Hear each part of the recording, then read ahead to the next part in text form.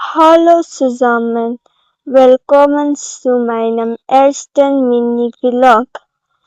Heute lernen wir zusammen Deutsch und sprechen wir langsam Deutsch. Wir lernen mit kleinen und einfachen Vlogs.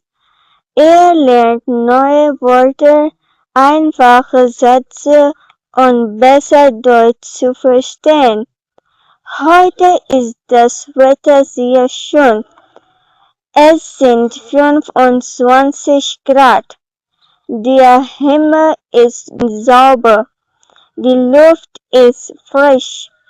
Ich glaube, heute regnet es später.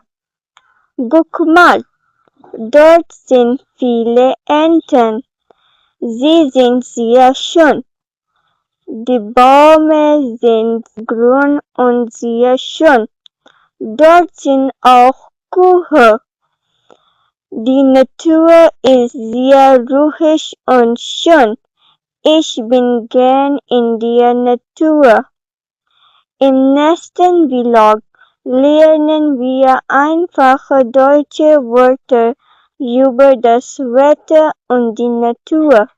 Vielen Dank und folgt mir für mehr deutsche neue Mini-Vlogs. Tschüss!